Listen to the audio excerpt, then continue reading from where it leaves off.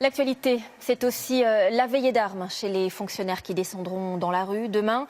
Ils veulent défendre leur pouvoir d'achat. Ils protestent contre la politique du gouvernement les concernant. Ils disent avoir listé trop d'annonces négatives. Les raisons de la grogne avec Tiffaine de Tricorneau, Hélène Vergne et Olivier Combes. Hôpitaux, transports, écoles, services municipaux. Pour la première fois depuis 10 ans, tous les syndicats des 5,5 millions d'agents appellent à manifester. À Toulouse, ces fonctionnaires s'estiment abandonnés et déconsidérés par le gouvernement.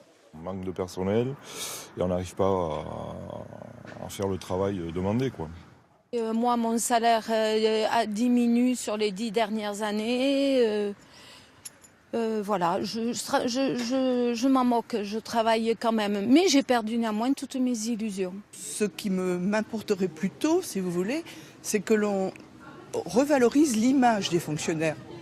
Et de ce point de vue-là, je trouve que les gouvernements successifs ont été très déficients.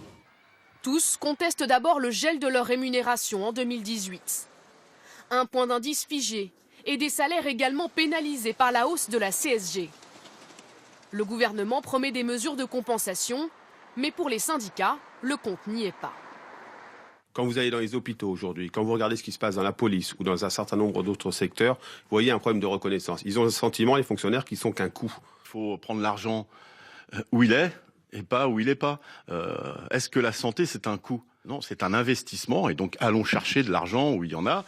Autre point de tension, le retour du jour de carence en cas de maladie ou encore la suppression de 120 000 postes d'ici la fin du quinquennat. Une politique de rigueur pour les fonctionnaires, réaffirmée ce matin par le Premier ministre. Ils ne sont pas du tout déconsidérés, ils sont même essentiels dans le fonctionnement de notre pays et on assume pleinement les mesures qui sont prises.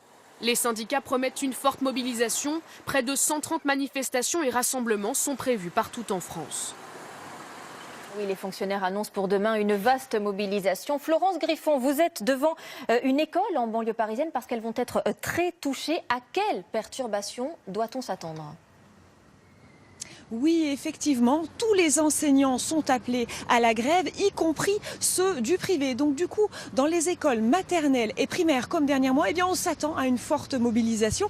Vous savez que depuis 2008, les municipalités sont tenues d'assurer le service minimum. Or, certaines écoles devraient être carrément fermées puisque les agents territoriaux, les animateurs, mais aussi le personnel de cantine sont aussi appelés à la grève.